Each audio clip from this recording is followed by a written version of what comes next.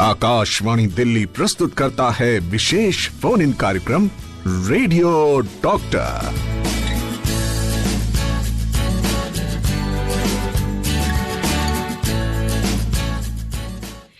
Radio doctor के इस अंक में आप सभी का हम स्वागत करते हैं और आज का जो हमारा टॉपिक है वो है हड्डी संबंधित भौतिक चिकित्सा ऑर्थोपेडिक फिजियोथेरेपी। हमारी एक्सपर्ट हैं doctor Jaswinder Kaur, senior physiotherapist and HOD physiotherapy, doctor RML hospital New Delhi. Doctor Kaur, आपका बहुत बहुत स्वागत है। नमस्कार जी।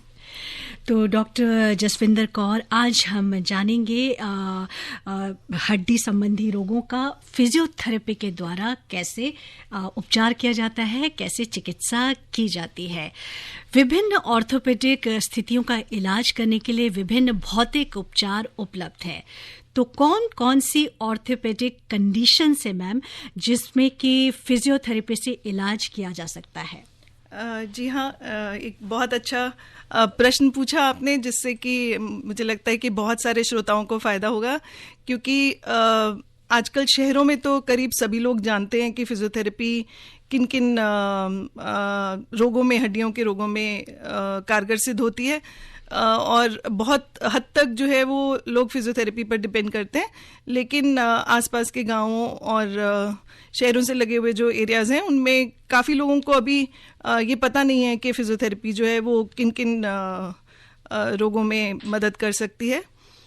तो ऑर्थोपेडिक्स जो है, जैसे कि हड्डी का रोग होते हैं ऑर्थोपेडिक्स में, तो जितने भी जोड़ों के दर्द हैं, जैसे कि घुटनों का दर्द हो गया, हिप का पेन हो गया, या छोटे जोड़ों में रूमेटॉइड आर्थराइटिस हो गया, छोटे जोड़ों का दर्द हो गया, कंधे का पेरियार्थराइटिस, फ्रोजन शोल्डर, गर्दन का दर्द, कमर का दर्द। आमतौर पे आजकल छोटे छोटे बच्चों में हम देखते हैं कि गर्दन दर्द हो रहा है और कमर दर्द हो रहा है। तो इन सब कंडीशंस में इसके अलावा हम और इसको कई भागों में बांट सकते हैं, जैसे कि इन्फेक्शंस काफ़ी सारे ऐसे होते हैं। ये तो सारी हो गई जो आर्थराइटिस की श्रेणी में आते हैं। उसके अलावा कुछ हड्डियों के रोग ऐसे हैं जो इन्फेक्शंस की श्रेणी में आते हैं, जैसे कि ट्यूबरकुलोसिस हो गया, या हड्डी का कोई और ऑस्टियोमाइलाइटिस हो गया, हड्डी का कोई और इन्फेक्शन हो गया, उसमें भी फिजियोथेरेपी कारगर होती है। और सारे जितने हड्डियों के ऑपरेशन होते हैं उन सब में भी ऑपरेशन से पहले और ऑपरेशन के बाद दोनों में फिजियोथेरेपी का बहुत रोल होता है। तो बहुत बड़ा रोल है फिजियोथेरेपी का इस चिकित्सा पद्धति का ऑर्थोपेडिक कंडीशंस को दूर करने के लिए, मेडिकल कंडीशंस को दूर करने के लिए। तो डॉक्टर जसविंदर कौर, हम बहुत सारी बातें आपसे जानेंगे और हमारे श्रोता भी जो जानना चाहते हैं, पूछना चाहते हैं, वो भी पूछेंगे। तो वैसे तो जानते हैं हमारे टेलीफोन नंबर्स, लेकिन जो पहली बार हमसे जुड़ रहे हैं उनके लिए हमारे फ़ोन नंबर्स है 0112342180 एंड 011234218084। व्हाट्सएप नंबर है 9868107070। डॉक्टर कौर, एक व्हाट्सएप मैसेज आया अभी, कल ही हमने रेडियो डॉक्टर के पूरा 1 साल पूरा होने का जो एक वर्षगांठ हमने एनिवर्सरी मनाई, उसको भी उसका जिक्र करते हुए हमारे एक लिसनर ने लिखा है, Anup Kumar from Ranchi, always happy 15 December, station of the nation, different frequencies of India, completion of 1 year and today new India new सवेरा। तो आज एक और जो है क्या सेशन, हमारा एक दौर शुरू हो गया है। जी हाँ, मुबारक हो आपको बहुत बहुत। Thank you ma'am, thank you so much. 1 साल पूरा करने के बाद ये दूसरे साल की ओर हम बढ़ रहे हैं रेडियो डॉक्टर में। तो इन्होंने मैम सवाल किया है कि doctor please tell about neuro physiotherapy for remedies of spine और बैकबोन। जी हाँ, ये न्यूरो फिजियोथेरेपी जो है ये अपने आप में एक बहुत बड़ा सब्जेक्ट है, और अब तो बहुत सारे स्पेशलिस्ट जो फिजियोथेरेपी के अवेलेबल हैं, जो सिर्फ न्यूरो फिजियोथेरेपी में ही जो अपनी स्पेशलाइजेशन करते हैं या मास्टर्स करते हैं। तो न्यूरो फिजियोथेरेपी में बहुत सारी जो न्यूरो की बीमारियां हैं उनका इलाज होता है, जैसे कि स्पाइन में लो बैक पेन हुआ, उसके अलावा लोगों को मस्तिष्क में अटैक आ जाता है, सीवीए स्ट्रोक हो जाता है, उसके बाद जो पैरालिसिस हो जाता है, वो भी जो है वो न्यूरोफिजियोथेरेपी द्वारा उसका इलाज किया जाता है। इसके अलावा पैराप्लीजिया होता है जो कि ट्यूबरक्लोसिस की वजह से हो सकता है या किसी ट्यूमर की वजह से हो सकता है स्पाइन के, उसका भी इलाज जो है वो फिजियोथेरेपी द्वारा किया जाता है। तो उसके अलावा जो बहुत से लोगों में आजकल देखा गया है कि सर्वाइकल स्पॉन्डिलोसिस हो जाता है छोटे छोटे बच्चों में, पोस्चर खराब होने की वजह से और कंप्यूटर का बहुत ज़्यादा यूज़ होने की वजह से। जैसे कि अभी कोरोना में भी हमने देखा लोग घंटों घंटों कंप्यूटर पे बैठ के वर्क फ्रॉम होम कर रहे थे, तो उसकी वजह से एक खराब पोस्चर होने की वजह से नसों के ऊपर बहुत अधिक जोर पड़ता है। तो वो जो है उनकी वजह से सर्वाइकल रेडिकुलोपैथी हो जाती है, बाजू में दर्द आना शुरू हो जाता है, झुनझुनी आनी शुरू हो जाती है, नसों पे दबाव पड़ता है। तो इस तरह के जो इलाज हैं वो न्यूरोफिजियोथेरेपी में किए जाते हैं। जी, कॉलर्स हैं। हेलो। हाँ जी। सुजाता दत्त मैडम नमस्कार, गुरविंदर सिंह चट्ठा बोल रहा हूँ। नमस्कार गुरविंदर जी, बताइए। दूसरे साल के पहले प्रोग्राम की शुभकामनाएं। बहुत बहुत शुक्रिया आपका, और पूछिए आज क्या पूछना चाहते हैं डॉक्टर साहब। डॉक्टर जसविंदर कौर जी को नमस्कार, सत श्री अकाल। नमस्कार जी, नमस्कार, सत श्री अकाल। डॉक्टर साहब मेरा 2 क्वेश्चन है। एक तो थोड़ा सा ये बता दें कि फिजियोथेरापी की फील्ड में एडवांसमेंट क्या हुई है, जैसे बड़ी बड़ी मशीनें आ गई हैं अब, मैनुअल के साथ मशीनों से भी करते हैं फिजियोथेरापी। दूसरा, अगर नी ट्रांसप्लांट एडवाइजेबल हो तो उसको फिजियोथेरापी से बचा जा सकता है क्या? जी हाँ, ये डिपेंड करता है एक्चुअली कि आपका नी की कंडीशन कैसी है। किसी अच्छे ऑर्थोपेडिशियन को दिखाइए कि या फिजियोथेरेपिस्ट को दिखाइए कि आपका अगर ऑस्टियोआर्थराइटिस का ग्रेड कितना है। अगर तो वो बहुत ज़्यादा एडवांस स्टेज में है तो उनको ट्रांसप्लांट ही करना पड़ेगा, और अगर बहुत एडवांस नहीं है, अभी स्टेज 1 या स्टेज 2 में है, तो उसका फिजियोथेरेपी से बहुत अच्छा इलाज हो सकता है और आगे उसकी कॉम्प्लिकेशन से बचा जा सकता है। हाँ जी। अगर आर्थोप्लास्टी करनी भी पड़ती है, मतलब जॉइंट रिप्लेसमेंट करना भी पड़ता है, तब भी मरीज को ऑपरेशन से पहले और ऑपरेशन के बाद दोनों में फिजियोथेरेपी लेना बहुत ज़रूरी होता है, क्योंकि मांसपेशियों को स्ट्रांग बनाया जाता है, उनकी ताकत को इम्प्रूव किया जाता है फिजियोथेरेपी द्वारा, ताकि वो जो ऑपरेशन होना है उसको झेल सके। और ऑपरेशन के बाद जो मांसपेशियों को ताकतवर बनाना है और नॉर्मल सुचारू रूप से काम करना है, उसके लिए भी फिजियोथेरेपी का यूज़ होता है। पेशेंट को कौन से दिन चलाना है, कौन से दिन वो अपने जोड़ों पे पूरा ऑपरेशन के बाद भार डाल पाएगा, उसमें भी फिजियोथेरेपी बहुत कारगर रहती है। मैडम एडवांसमेंट के बारे में पूछा। हाँ जी, दूसरा प्रश्न आपका ये था कि क्या क्या एडवांसमेंट हुई हैं। फिजियोथेरेपी में बहुत सारी एडवांसमेंट्स हुई हैं, बहुत सारी नई नई मशीनें आई हैं। शॉक वेव थेरेपी, लेज़र द्वारा इलाज हो रहा है, फिर रोबोटिक बहुत से इक्विपमेंट आ गए, रोबोटिक लेज़र।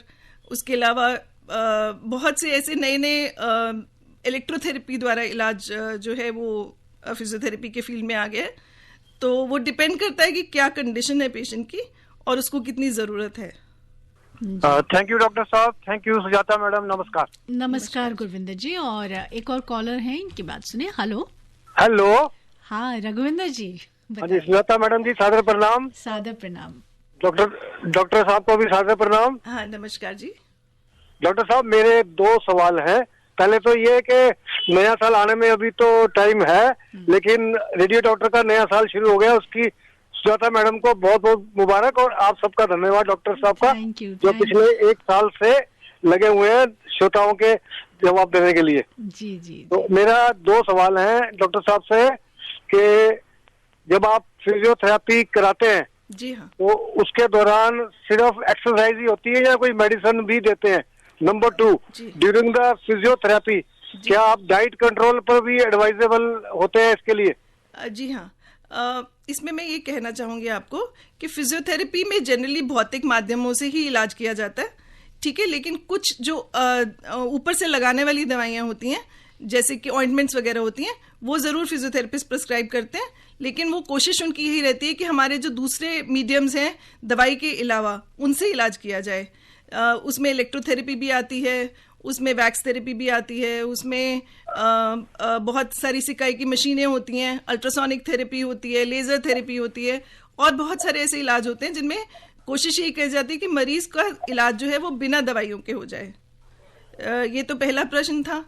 और दूसरा प्रश्न आपका था कि डाइट कंट्रोल भी करवाते हैं? डाइट कंट्रोल, हाँ जी, क्योंकि फिजियोथेरेपिस्ट जो है वो के पास मरीज जो है वो काफी समय रहता है, मतलब उसका इलाज थोड़ा सा लंबा होता है, और पेशेंट जो है वो जनरली आधा घंटा के करीब एक फिजियोथेरेपिस्ट के पास एक ट्रीटमेंट के लिए जनरली रहता है टाइम, एवरेज अगर हम देखें तो। जनरली फिजियोथेरेपिस्ट जो है वो न्यूट्रिशन के बारे में भी कंसल्टेशन और साइकोलॉजिकल कंसल्टेशन जो है वो भी मरीज को देते हैं जी।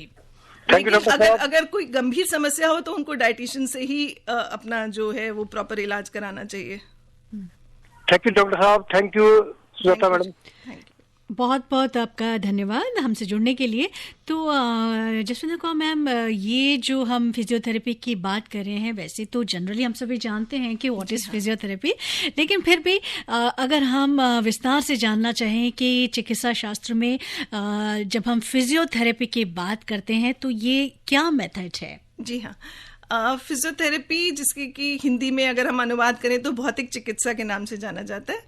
इसमें भौतिक माध्यमों जैसे कि जो फिजिकल मीन्स हैं, इलेक्ट्रोथेरेपी है, जैसे कि वैक्स थेरेपी है, या जैसे एक्सरसाइज है, मैनिपुलेशंस हैं, इन सब के द्वारा जो है वो भौतिक माध्यमों द्वारा, पानी के द्वारा और अल्ट्रासोनिक वेव्स के द्वारा, इन सब के द्वारा जो है वो मरीजों का इलाज किया जाता है जी। तो इसमें एक्यूप्रेशर को भी शामिल किया जाता है मैम?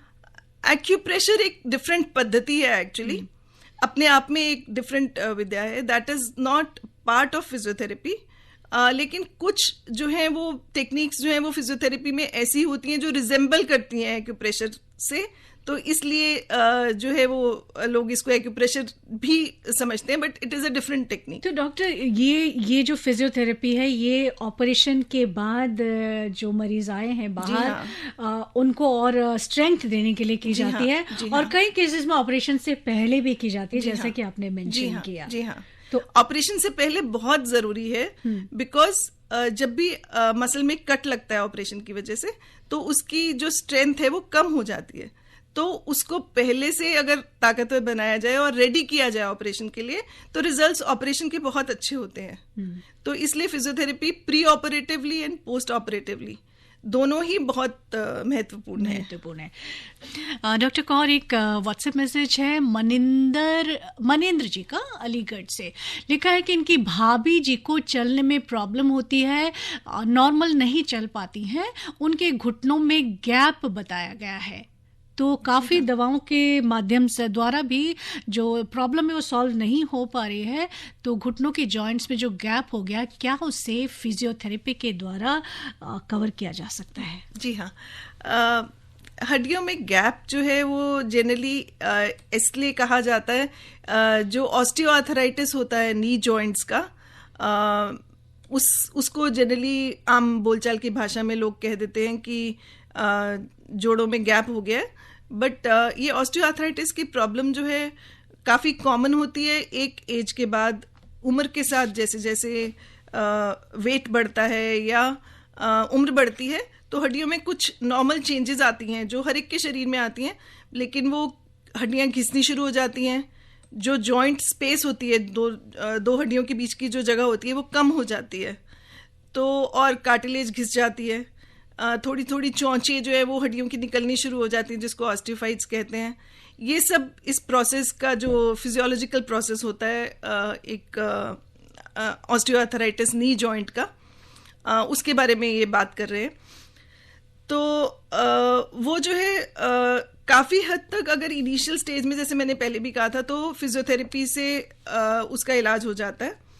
उसमें फिजियोथेरेपी में short wave diathermy, ultrasonic therapy, laser therapy, वो इन सब से इलाज किया जाता है।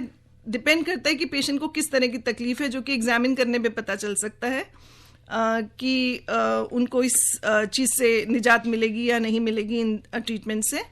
और उसके बाद एक्सरसाइजेस का बहुत इम्पोर्टेंट रोल है। कुछ एक्सरसाइजेस क्वाड्रिसेप्स मसल होती है जो मेनली मरीज को चलने में मदद करती है, तो उसकी स्ट्रेंथनिंग एक्सरसाइजेस, उसको बहुत मजबूत करने के लिए कुछ स्ट्रेंथनिंग एक्सरसाइजेस बताई जाती हैं फिजियोथेरेपिस्ट द्वारा, जो कि बहुत कारगर होती हैं ऑस्टियोआर्थराइटिस नी जॉइंट के लिए। अगर बहुत स्टेज आगे पहुंच चुकी है तब ऑपरेट ही कराना पड़ता है, लेकिन अगर इनिशियल स्टेज है और जो है वो बहुत बड़ा नहीं है ऑस्टियोआर्थराइटिस, तो बहुत हद तक फिजियोथेरेपी से इसका इलाज किया जा सकता है। यानी कि इनिशियल स्टेज पे फिजियोथेरेपी द्वारा इसका इलाज पूरी तरह से संभव जी हाँ, है। इनिशियल और I would say mid stage तक भी फिजियोथेरेपी से पेन में काफी रिलीफ मिल जाता है। जी हाँ, कुछ एक कॉलर्स हैं। हेलो हेलो, हाँ जी। हाँ, मैं अंसारी फ्रॉम भिवंडी मैडम। जी जी बताइए। अच्छा सर, मैडम ये मेरे नेक में जो है अपना पेन रहता है, जब लेफ्ट टू राइट मूव करो जो स्ट्रेन होता है तो उसकी वजह से नेक में पेन बढ़ता है, और फिर फ्रोजन शोल्डर का भी मैटर है, उसके लिए क्या करना है? जी हाँ, जो आप कंप्लेन बता रहे हैं जनरली, आपकी उम्र कितनी है? हाँ, आपकी उम्र किस? 65। हाँ जी, 65 ईयर्स। हाँ, तो जनरली जो आपकी बात से मुझे लग रहा है कि आपको सर्वाइकल स्पॉन्डिलोसिस की प्रॉब्लम है, और जिसके साथ जो है वो पेरियार्थराइटिस शोल्डर या फ्रोजन शोल्डर भी हो रहा है, जो अक्सर सर्वाइकल स्पॉन्डिलोसिस के मरीजों को हो जाता है, क्योंकि उनमें एक नस दबती है गर्दन में, जिसकी वजह से बाजू में दर्द आता है, और मरीज जो है वो बाजू को हिलाता नहीं है, तो उसकी वजह से उसको फ्रोजन शोल्डर भी हो जाता है साथ में। तो आपको जो है गर्दन की कुछ एक्सरसाइजेस और कंधे की कुछ एक्सरसाइजेस जो है वो किसी फिजियोथेरेपिस्ट के पास जाके सीखनी चाहिए, ताकि आपको जो है फर्दर एक तो ये प्रॉब्लम और ना बढ़े, और जो है प्रॉब्लम वो ठीक हो जाए। फिजियोथेरेपिस्ट के पास जाएंगे तो आपको सर्वाइकल स्पॉन्डिलोसिस का भी पूरा इलाज होगा, जिसमें कि इलेक्ट्रोथेरेपी भी दी जाएगी, अगर जरूरत होगी तो ट्रैक्शन भी देंगे, और साथ में एक्सरसाइज कराएंगे।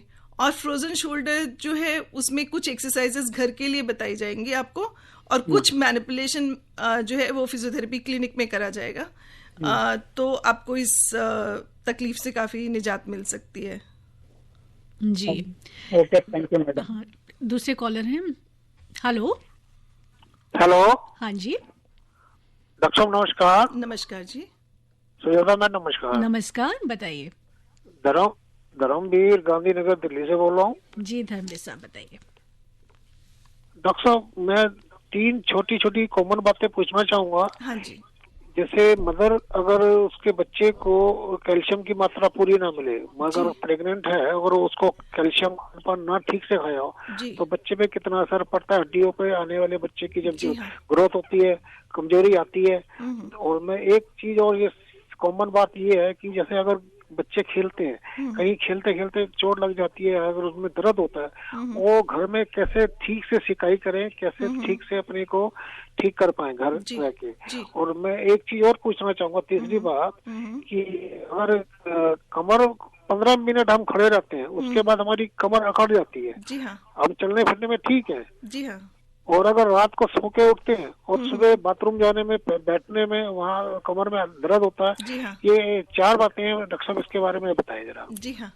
पहला प्रश्न जो था आपका वो कैल्शियम के रिगार्डिंग था, कि अगर मदर जो है वो कैल्शियम नहीं ले तो बच्चे को क्या इफेक्ट हो सकता है। देखिए, बच्चे को हड्डियों में जो है वो कैल्शियम की कमी हो सकती है अगर मदर कैल्शियम टाइम पे नहीं लेगी, तो उससे जो है फर्दर उसको कंजेनिटल एनोमलीज हो सकती है हड्डियों की, जो हड्डियां पूरी तरह से बनेंगी नहीं ठीक से, है ना। तो एक तो बच्चे को रिकेट्स होने के चांसेस ज्यादा होते हैं, जिसमें कि कैल्शियम और विटामिन डी की कमी होती है, ठीक है। और दूसरा, उसको कुछ कुछ कंजेनिटल एनोमलीज होती हैं जो जन्म से ही बच्चे को होती हैं, तो इसलिए माँ का कैल्शियम लेना बहुत जरूरी है अगर वो गर्भवती है तो, ठीक है।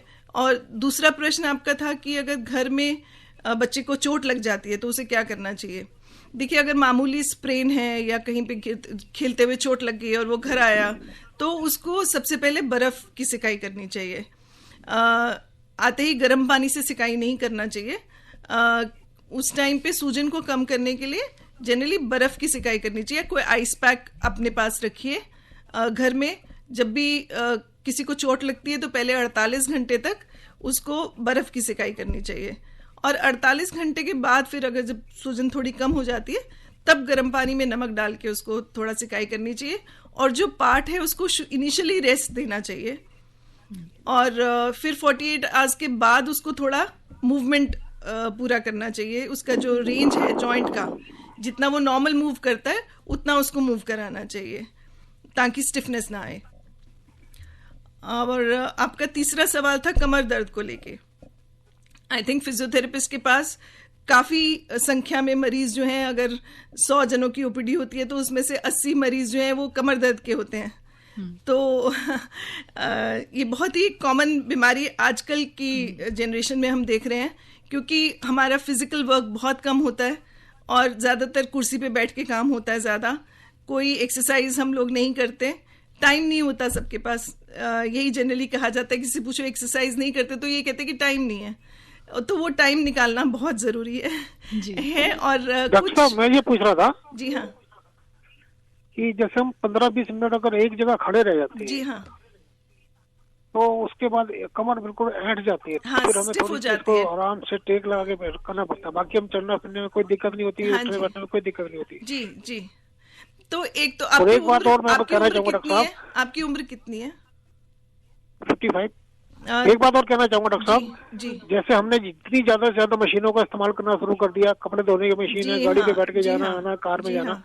उतना ही हम अब आपके पास जाने के लिए हमें तैयार कर दिया मशीनों के बिल्कुल, पास, कि बिल्कुल। मशीनों से हम जी हाँ, परेशान है और मशीनों में जाके आराम मिलता है। जी हाँ, जी जी हाँ। तो उसको क्योंकि अब देखिए वापस उस युग में तो जा नहीं सकते जहाँ पे हमें जो है इन सब चीजों का इस्तेमाल ना करें, तो उसको ओवरकम करने के लिए हमें एक रेगुलर एक्सरसाइज का रिजीम बनाना पड़ेगा, है ना, जो ओवरकम करने के लिए सुबह और शाम एक्सरसाइज करें, वॉक करें।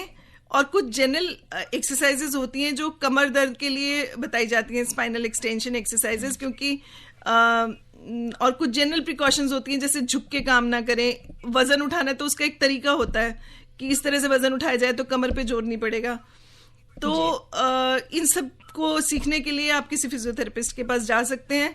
और जो अकड़ाहट आप कह रहे हैं कमर में आती है, उसके लिए कुछ टेस्ट करने पड़ते हैं। कभी कभी जो है, हालांकि आपकी उम्र जो है वो एंकिलोजिंग स्पॉन्डिलाइटिस जो है यंग लोगों में जनरली डिटेक्ट हो जाता है, तो आपको चांस नहीं है होने का, लेकिन अगर ज़्यादा स्टिफनेस आती है तो आपको कहीं दिखाना चाहिए। अगर कोई बीमारी नहीं होगी तो मांसपेशियों की कमजोरी की वजह से होगा, तो आपको एक्सरसाइज बताएंगे, उसी से ठीक हो जाएगी। जी, थैंक यू सो मच हमसे जुड़ने के लिए। तो डॉक्टर कौर, बहुत सारी प्रॉब्लम से कॉमन हो चुकी हैं आजकल। फ्रोजन शोल्डर की आपने बात की और एक लिसनर ने भी पूछ ही लिया, और कमर का दर्द है, घुटनों का दर्द है, और स्पाइन की प्रॉब्लम से सारी प्रॉब्लम्स हैं। तो मेरे एक सहकर्मी अभी जब मैं आ रही थी तो उन्होंने कहा कि डॉक्टर साहब से पूछेगा कि ये जो जोड़ों का दर्द है, कमर का दर्द है और लोअर बैक का दर्द है, तो ये सब क्या घर में बिना फिजियोथेरेपी के घर में भी हम इसका कुछ अपनी एक्सरसाइज से इलाज कर सकते हैं? जी हाँ, इसमें मैं ये कहना चाहूँगी कि कुछ जनरल बॉडी की एक्सरसाइजेज हैं जो कि ओवरऑल फिजिकल फिटनेस के लिए ज़रूरी हैं।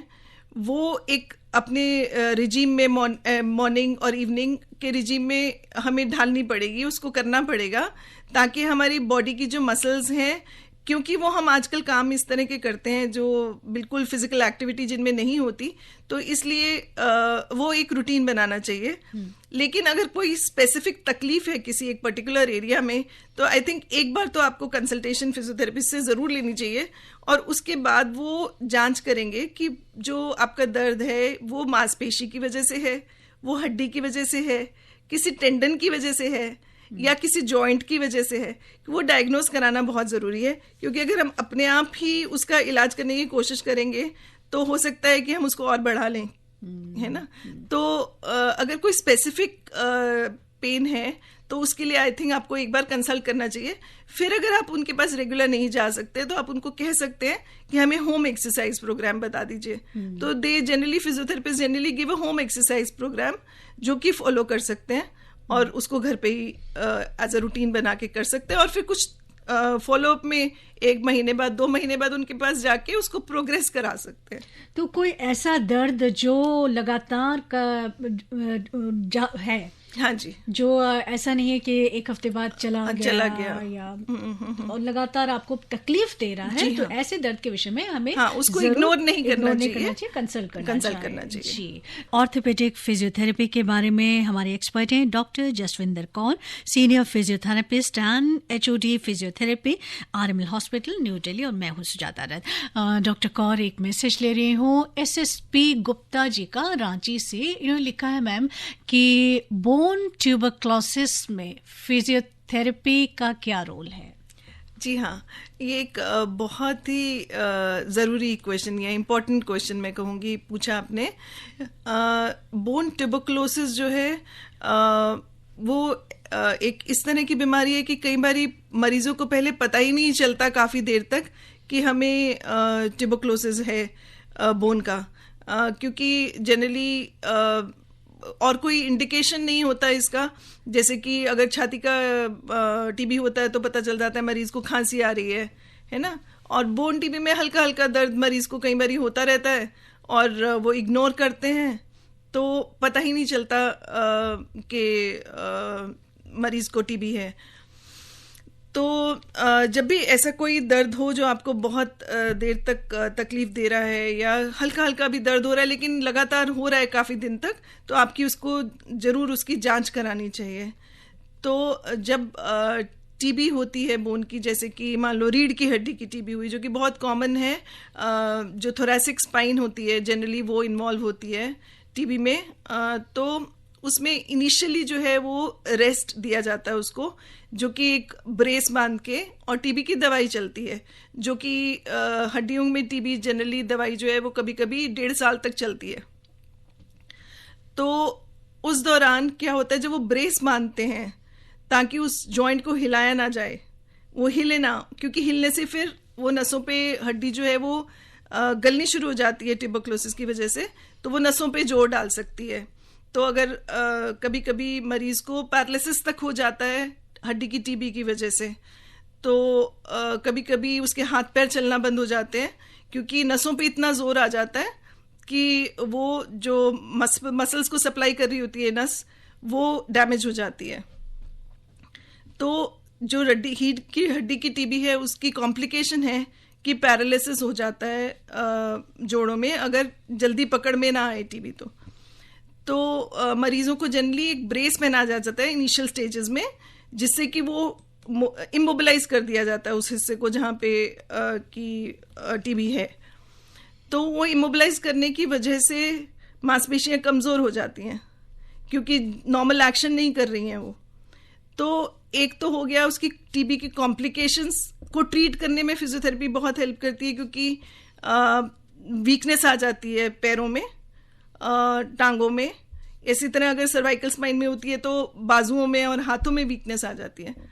तो उस वीकनेस को ट्रीट करने में फिजियोथेरेपी बहुत कारगर होती है। उसके अलावा जब मरीज ठीक हो जाता है, हड्डी की टीबी खत्म हो जाती है, उसकी दवाई पूरा इलाज हो जाता है, तो उसके बाद मांसपेशियों में बहुत ज़्यादा कमज़ोरी आ जाती है, क्योंकि एक तो वो इमोबिलाइज रहता है वो जॉइंट जो है, दूसरा नसों पे जोर पड़ता है।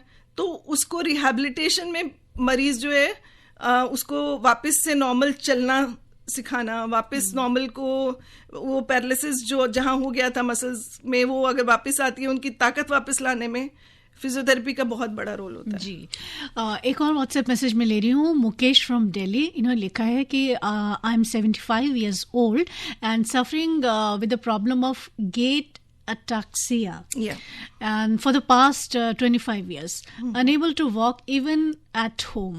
I walk with the help of walker in my house. I'm physically very weak now. For the past 3-4 days I'm even not able to walk with the help of walker, because when I stand to take walker my legs and hands tremble. Please advise. Gait ataxia जो इन्होंने बताया, gate ataxia जो है वो एक तरह की neurological बीमारी है, जिसमें जो है बैलेंस खो जाता है पैरों का। तो चलने में जो है वो पेशेंट जो है वो बैलेंस नहीं बना पाता। तो बहुत सारी बीमारियां हैं जिनका ये साइड इफेक्ट होता है गेट अटैक्सिया। न्यूरोलॉजिकल बीमारियां हैं, पार्किंसंस में भी हो जाता है गेट अटैक्सिया, और भी ऐसी बहुत सारी न्यूरोलॉजिकल तकलीफें हैं जिनमें गेट अटैक्सिया हो जाता है। तो उसके लिए बैलेंस ट्रेनिंग की अलग से एक्सरसाइजेज होती हैं, फ्रेंकल्स एक्सरसाइजेज होती है, कुछ और एक्सरसाइजेज होती हैं जो कि वो अपने आसपास के जो भी फिजियोथेरेपी सेंटर हैं वहाँ जाके सीख सकते हैं। वहाँ पे वो गेट ट्रेनिंग भी देंगे आपको, कैसे चलना है वॉकर से और कैसे बैलेंस बनाना है उसकी ट्रेनिंग भी देंगे। प्लस बैलेंस को इम्प्रूव करने के लिए और कोऑर्डिनेशन को इम्प्रूव करने के लिए खास तरह की एक्सरसाइजेज होती हैं जो सिखाई जाएंगी आपको।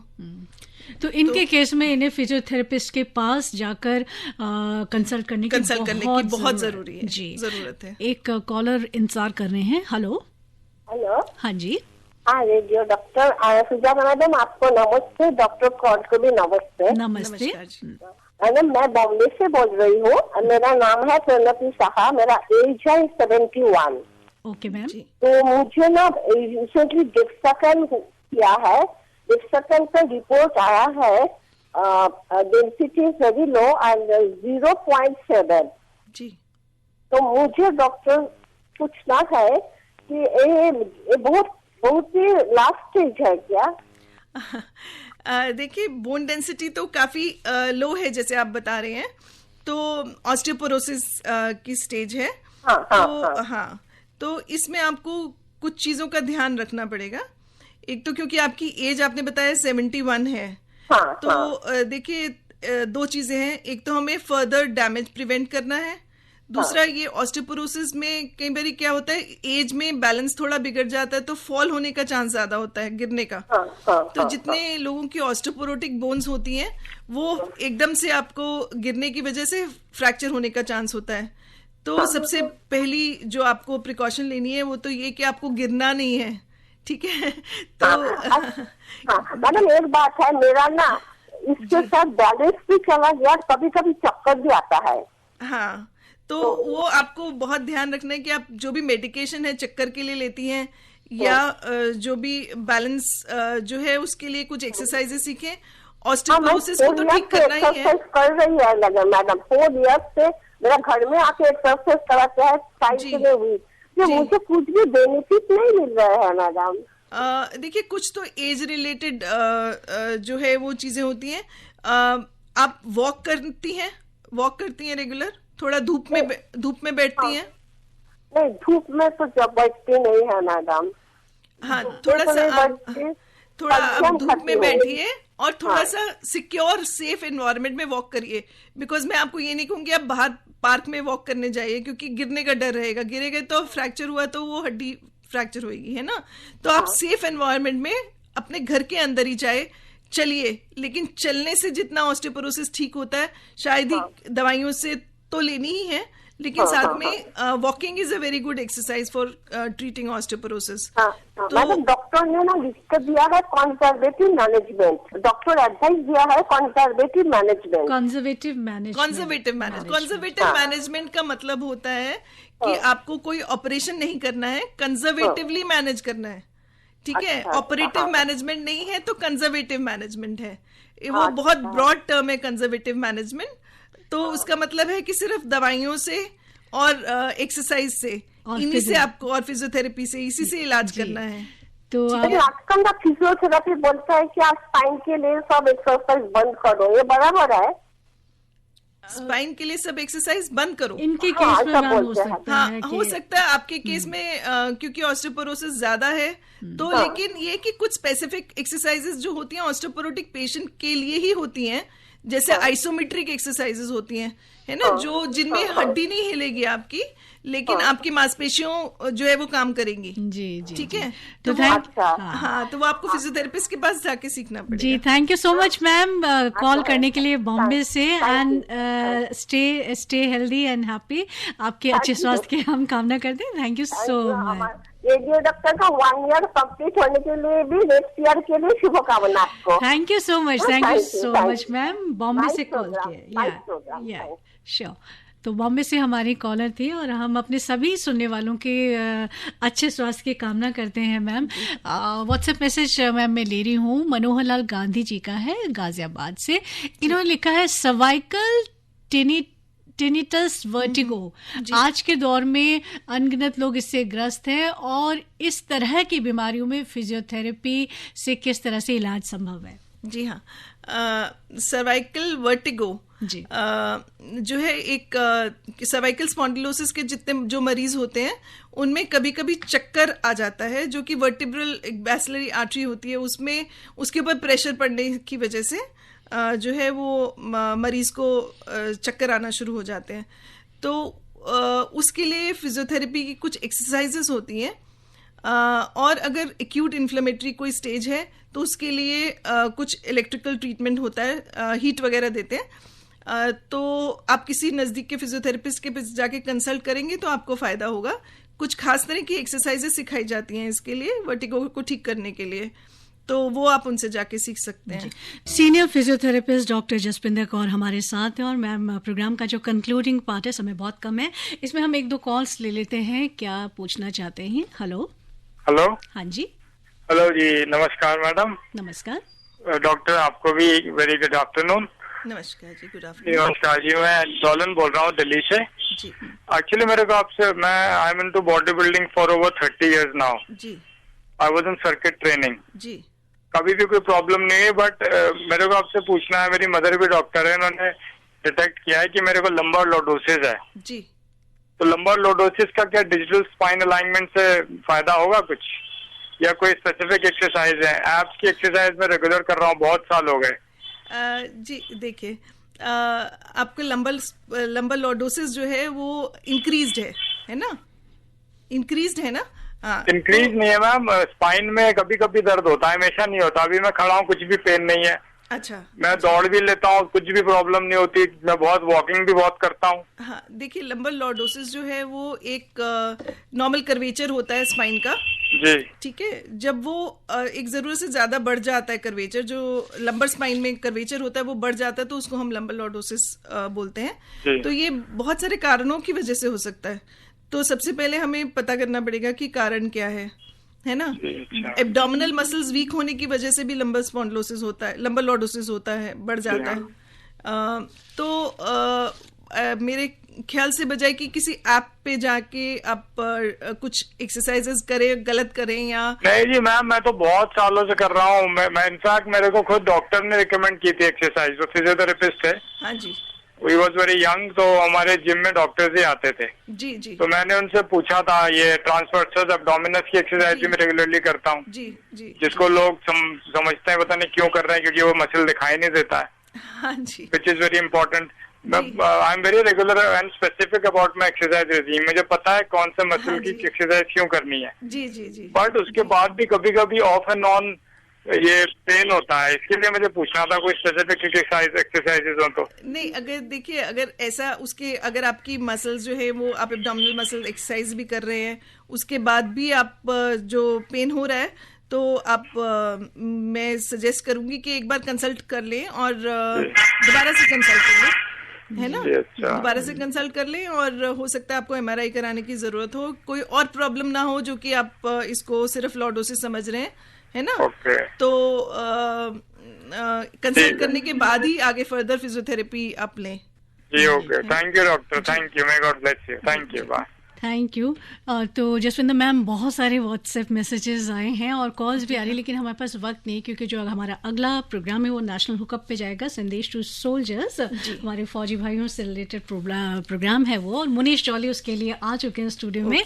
तो चलते चलते मैं सिर्फ ये कहना चाहिए, because most of the WhatsApp questions इसी पर रिलेटेड है कि ठंड के मौसम में जो शरीर है, जोड़ है, इनमें ऐंठन की समस्या हो जाती है। तो आप चलते चलते बताएं कि ये जो सर्दियों का मौसम है, इसमें हम किस तरह से अपने आप को सुरक्षित रखें जोड़ों के दर्द से। जी हाँ, सर्दियों के मौसम में ऐसा होता है कि थोड़ा सा वेजो कंस्ट्रिक्शन होता है, तो ब्लड सप्लाई जो है वो थोड़ी कंस्ट्रिक्ट हो जाती है, कम हो जाती है। तो उसकी वजह से मैं यही कहना चाहूँगी कि जोड़ों को गर्म रखें, गर्म कपड़े पहन के रखें। बहुत अधिक ठंडे मौसम में बिना प्रॉपर कपड़े पहने ना जाएं, ठीक है? और अगर फिर भी अगर दर्द किसी पर्टिकुलर जॉइंट में है तो गर्म पानी में नमक डाल के उससे सिकाई करें, ताकि सर्कुलेशन उस एरिया का बढ़े, है ना? और रेगुलर एक्सरसाइज करते रहे। यही मंत्र है अपने आप को फिट रखने का। चलिए, अपने आप को फिट रखने का यही मंत्र है। Thank you so much doctor Jaswinder Kaur, जो हमारी एक्सपर्ट थी, senior physiotherapist and head of department physiotherapy, doctor आर्मिल हॉस्पिटल, न्यू दिल्ली। और साथ में थी मैं, सुजाता रथ। तो बाय बाय। अभी आप आकाशवाणी दिल्ली से विशेष फोन इन कार्यक्रम रेडियो डॉक्टर सुन रहे थे। कार्यक्रम की प्रस्तुतकर्ता थी शालिनी मित्तल।